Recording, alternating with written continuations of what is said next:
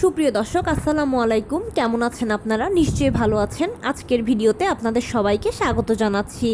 আজকে আমি আপনাদের সাথে শেয়ার করব গর্ভাবস্থায় গর্ভের পানি বা অ্যামনিওটিক ফ্লুইড যদি কমে যায় তাহলে তাৎক্ষণিকভাবে কি করবেন। তাহলে চলুন মূল ভিডিওতে যাওয়া যাক।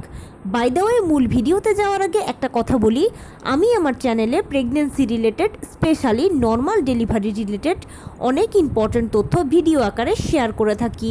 এই তথ্যগুলো আমার পার্সোনাল এক্সপেরিয়েন্স ও আমার ডক্টরের সাজেশন থেকে নেওয়া। তাই আমার চ্যানেলটিকে যদি একবার আপনারা ভিজিট করেন তাহলে আপনারা আপনাদের প্রশ্নাতীত মনের অনেক প্রশ্নের উত্তর পেয়ে যেতে পারেন। আমন্ত্রণ জানাবো আমার চ্যানেলটিকে একবার ভিজিট করে দেখার। এবারে চলুন আলোচনা করছি কিভাবে তাৎক্ষণিকভাবে আপনার গর্ভের পানি কমে গেলে বা অ্যামনিওটিক ফ্লুইডের পরিমাণ কমে গেলে কি করবেন। দেখুন, পানির অপর নাম জীবন। ঠিক তেমনিভাবে গর্ভাবস্থায় অ্যামনিওটিক ফ্লুইড বা গর্ভের পানি হচ্ছে বাচ্চাদের জীবন। বাচ্চারা গর্ভের পানির ভেতরে বেড়ে ওঠেও তারা এই পানিটার মধ্যেই বলতে পারেন যে বাস করে, আর এই পানিটাই তাদেরকে বাহিরের সমস্ত রোগ জীবাণু ধুলোবালির হাত থেকে রক্ষা করে। বাচ্চারা এই পানিতেই প্রস্রাব করে, পরবর্তীতে সেই প্রস্রাবটা রিসাইকেল হয়ে তারা আবার সেটা গ্রহণ করে। তাহলে বুঝতেই পারছেন যে অ্যামনিওটিক ফ্লুইড বা গর্ভের পানি বাচ্চার জন্য কত প্রয়োজনীয়। এছাড়াও নর্মাল ডেলিভারির একটা অন্যতম শর্ত হচ্ছে আপনার অ্যামনিওটিক ফ্লুইডের লেভেল 5 থেকে 25 সেন্টিমিটার হতেই হবে। এর কমে হলে হবে না, বেশি হলে সমস্যা নেই, কিন্তু কম হলে কখনোই হবে না। 5 থেকে 25 সেন্টিমিটার লাগবে। এখন গর্ভাবস্থায় গর্ভের পানি যদি কমে যায় তাহলে আপনি কি করবেন। গর্ভের পানি কমে যাওয়াটা অবশ্যই একটা শঙ্কার বিষয়।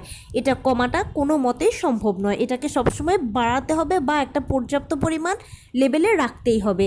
এখন 5-এর যদি কমে যায়, মানে 5 সেন্টিমিটারের যদি কম হয় আপনার গর্ভের পানি, তাহলে সেক্ষেত্রে ডাক্তার আপনাকে অ্যানোমালি স্ক্যান করে দেখাবে যে কি করতে হবে। অ্যানোমালি স্ক্যান করার পরে যদি দেখা যায় যে না, গর্ভের পানি 3-এর থেকেও কমে গেছে, তখন সেক্ষেত্রে বাচ্চা একেবারে ড্রাই হয়ে যাবে। আর বাচ্চা যদি একবার ড্রাই হয়ে যায় তাহলে তাকে বাঁচানোটা কঠিন ব্যাপার হয়ে যাবে। সেজন্য 3-এর কম হলে চলবে না। এখন 3 বা তার থেকে 3-4 হলেও সেক্ষেত্রে ডাক্তাররা হয়তো কিছু আপনাকে সাজেশন দিতে পারে। কিন্তু তাৎক্ষণিকভাবে যদি গর্ভের পানি আপনার কাছে কম মনে হয় বা মনে হচ্ছে যে আপনার সমস্যা আছে গর্ভের পানি নিয়ে, গর্ভের পানি কমে গেছে, সেটা কীভাবে বুঝবেন সেটা বোঝার একটা সহজ উপায় আমার চ্যানেলে আছে। এখন আর বলছি না, ভিডিওটা লম্বা হয়ে যাবে। এখন আপনি যদি বুঝতে পারেন যে আপনার গর্ভের পানি কমে গেছে, বা ডাক্তার যদি বলে যে আলট্রাসোনোগ্রাম করার পরে নির্দিষ্ট সময়ে বা আপনি এখন যত মাসের গর্ভবতী আছেন এত মাস অনুযায়ী গর্ভের পানি কম আছে, তাহলে তাৎক্ষণিকভাবে করণীয় কী? চিন্তার কিছু নেই। প্রথমেই বলছি, টেনশন করবেন না। টেনশন করলে গর্ভাবস্থায় দেখা যায় যে প্রেশারটা আপ ডাউন করে, এটা মোটেও ভালো নয়।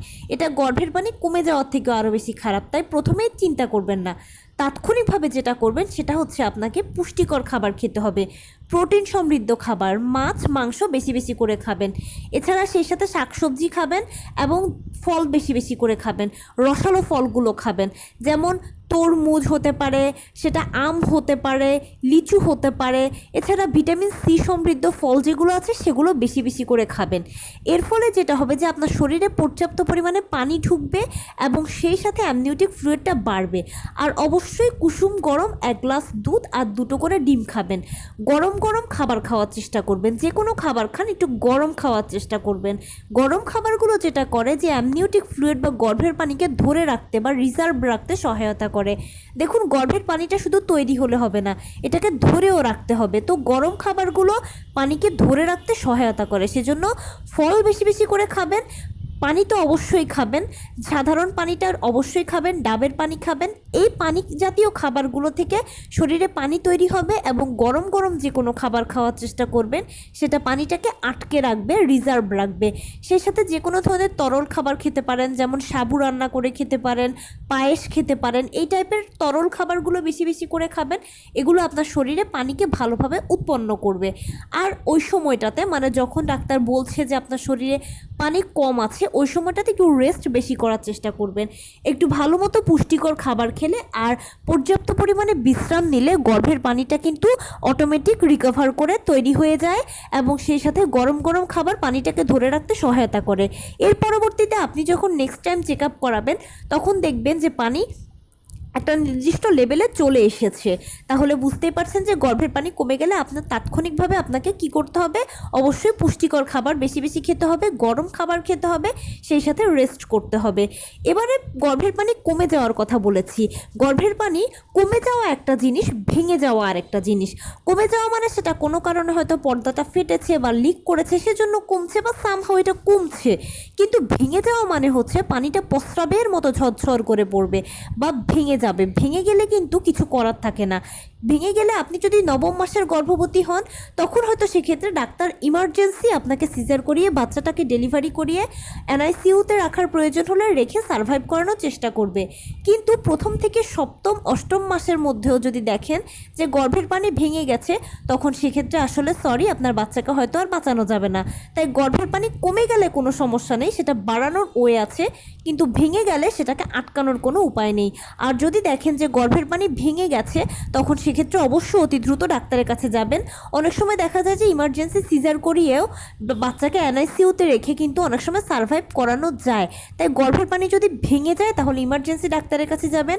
আর ডাক্তারের কাছে চেক আপ করালেই বেশিরভাগ সময় বুঝতে পারা যায় যে কমে গেছে, বা আপনি বাড়িতেও যদি বোঝেন যে কমে গেছে, কমে গেলে বাড়ানোর উপায় হচ্ছে রেস্ট করবেন, প্লাস পুষ্টিকর খাবার খাবেন, গরম গরম খাবার খাবেন। তো এই ছিল আজকের ভিডিও। কেমন লাগলো বলুন? যদি ভালো লেগে থাকে ও হেল্পফুল হয়ে থাকে তাহলে প্লিজ লাইক, কমেন্ট, শেয়ার করতে একদম ভুলবেন না। আর সেই সাথে আমার চ্যানেলটিকে সাবস্ক্রাইব করার বিনীত অনুরোধ রইল। পাশে থাকা বেল আইকনটি ক্লিক করে দেবেন যেন আমি ভিডিও আপলোড করার সাথে সাথে আপনারা নোটিফিকেশান পেয়ে যান। এছাড়া যদি কোনো প্রশ্ন থাকে কমেন্টসে জানাবেন, আমি অবশ্যই উত্তর দেব। এবং সেই সাথে যদি কোনো পরামর্শ থাকে যে কোন বিষয়ের উপরে ভিডিও করলে আপনারা উপকৃত হবেন সেটাও জানাবেন, আমি আপনাদের পছন্দের সর্বোচ্চ প্রায়োরিটি দেব। ভালো থাকবেন, সুস্থ থাকবেন। আসসালামু আলাইকুম।